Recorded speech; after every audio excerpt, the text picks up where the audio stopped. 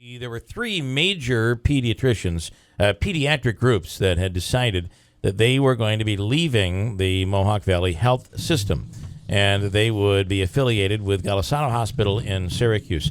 Amongst them is the Utica Pediatrics, or Dr. Bard.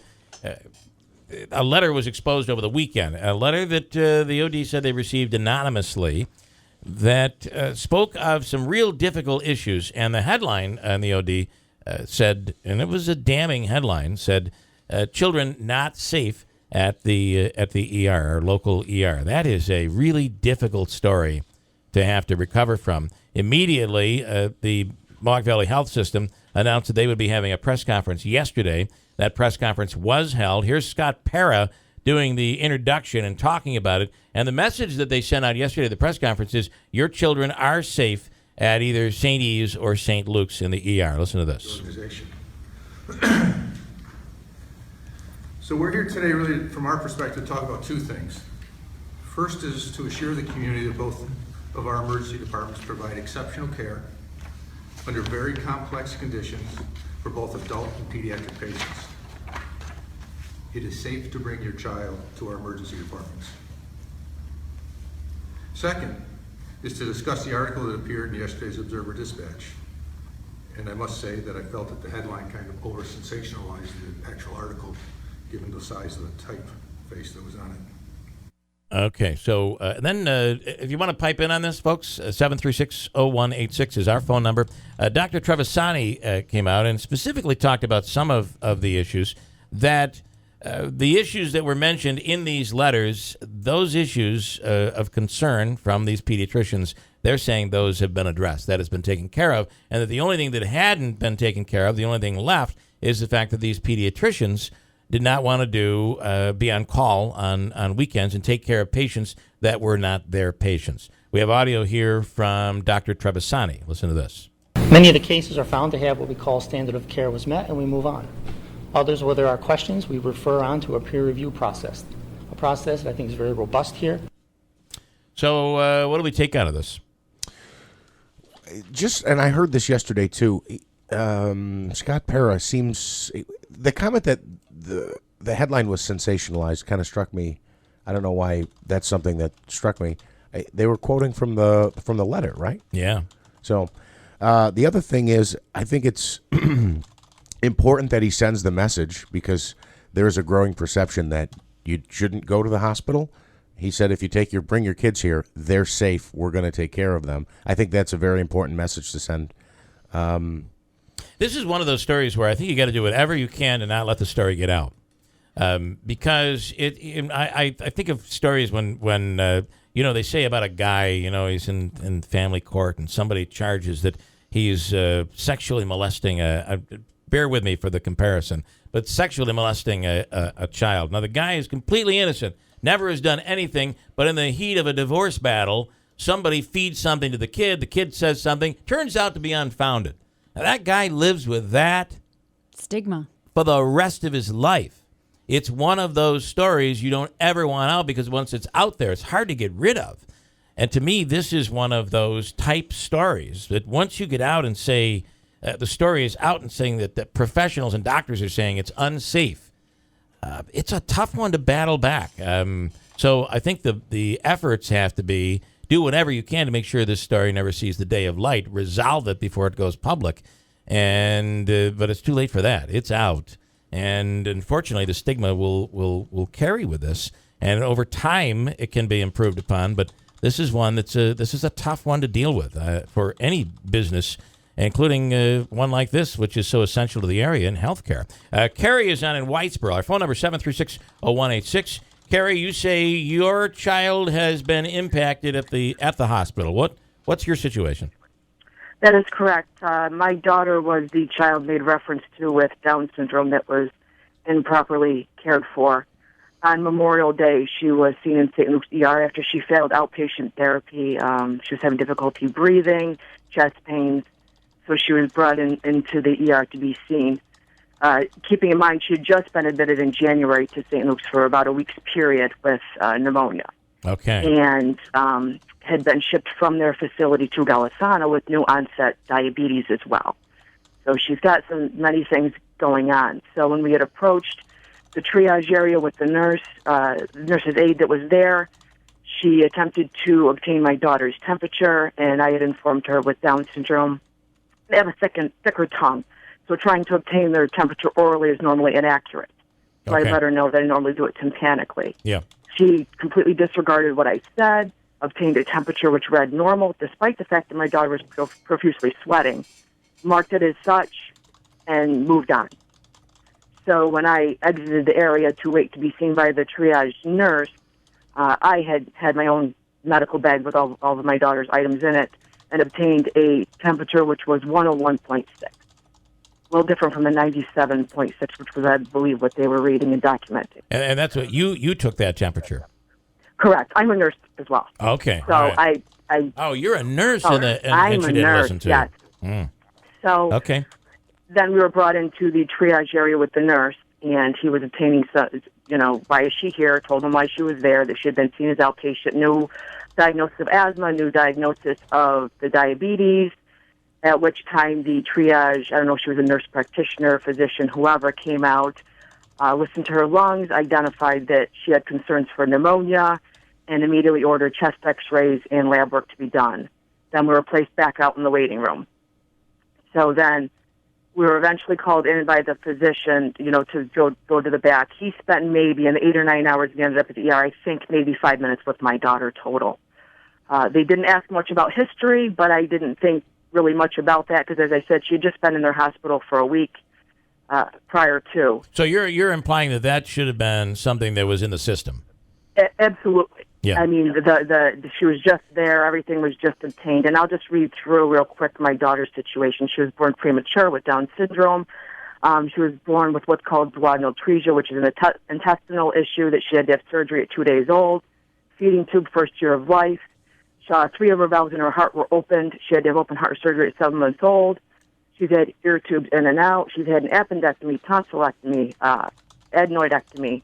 She has cataracts in both eyes, asthma, diabetes, nystagmus, and herniations of her lumbar thoracic spine. So the list goes on and on, those being the main things. So she's a little bit complex. So when she was brought in by the doctor, he let me know that she had left lower lobe pneumonia, and that based on that, they were going to do some nebulizer treatments, give her IV steroids, and contact the pediatrician on call. So after a couple treatments, she didn't respond to the therapy. So they came back in and it informed me that they had consulted with the on-call pediatrician who didn't feel as though she needed to be admitted, although they felt differently, that we would quote-unquote play the game. And so I asked him to, respond to what exactly was meant by that. And they informed me that that meant they would give her several treatments over hours, she would fail them, and then ultimately would end up being admitted. So at that point, it's sometime during the course, the nurse came in, had identified, told me that Veronica's blood sugars were over 300. So I told her that per Golisano in Joslin Center, where she receives her diabetic care, anytime her sugars are over 300, we need to check her ketone levels and let them know that I had the ketone monitor on me. Should I do it, or would they run it via labs? Yeah. They informed me at that time. She said, well, I'm really not sure. Let me go talk with the doctor, and I'll come back. An extended period of time went on. The nurse did not return. So I said, well, it's not going to hurt. I have the monitor here. For the sake of my daughter's health, I'm just going to check it. Yeah. So as I was attempting to get the ketone monitor ready, the nurse came in and said, oh, I'm sorry, you don't need to stick her. I had the wrong patient. Your daughter did not have a blood sugar of over 300. Hers was 108. Wow. Keeping in mind, a blood sugar of over 300, it's not uncommon that they could have administered insulin that would have dropped her blood sugars. Wow. Sugars already being 108, given insulin, could have been an emergency right there. So during the course of the time she was there, again, kept telling the nurses about the temperature. It was reading normal to them, but I was checking it tympanically. She had a fever. They finally gave her something to bring down her fever. But again, still taking it orally, not doing it correctly, and at which time somebody proceeded to tell me that they were going to either do it orally or they could do it rectally on my 15-year-old disabled daughter. I don't know about you, but definitely not an appropriate, backup plan. So, needless to say, had more treatments, didn't get any better, called the doctor on call, the pediatrician on call. He arrived to admit her, and it took him 2 to 3 hours to obtain the entire history on my daughter. The reason why he hadn't agreed to the admission from the beginning, they never mentioned she had diabetes, never mentioned a cardiac condition, never anything else. The only thing he was told was that she came in, not responding to the outpatient treatment, was having difficulty breathing. That's what this doctor on call, who is not my daughter's routine doctor, again, just being on call. Yeah.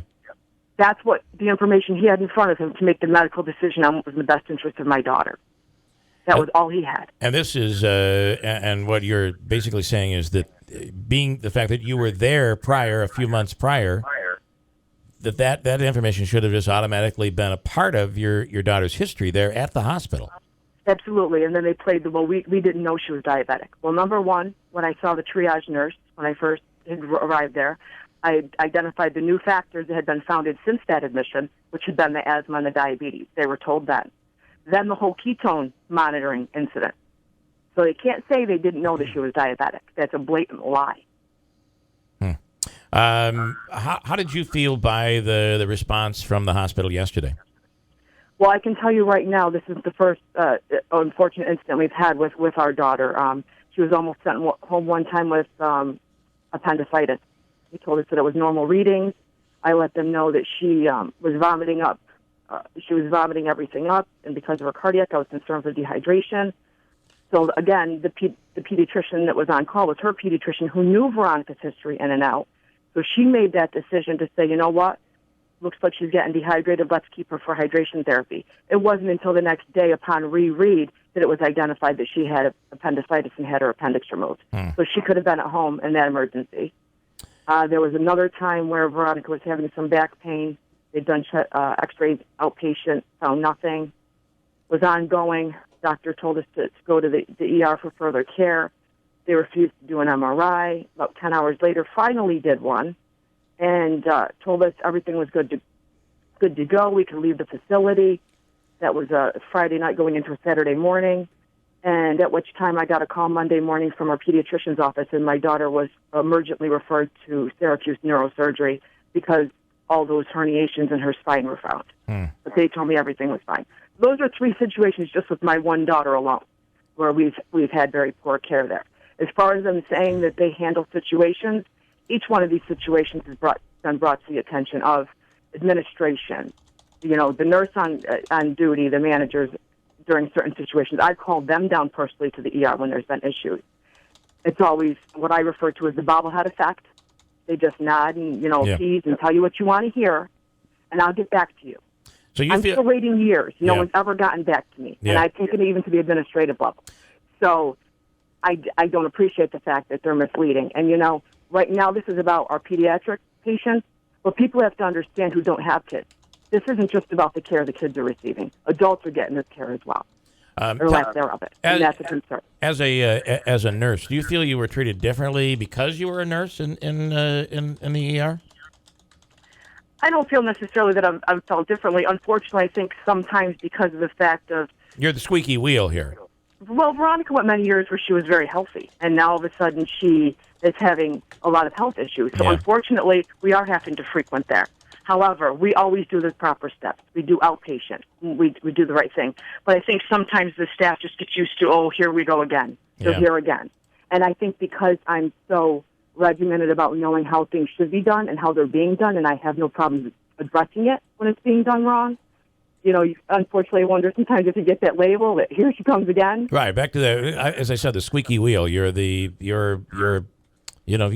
advocating for your daughter, which is really what every parent has to do.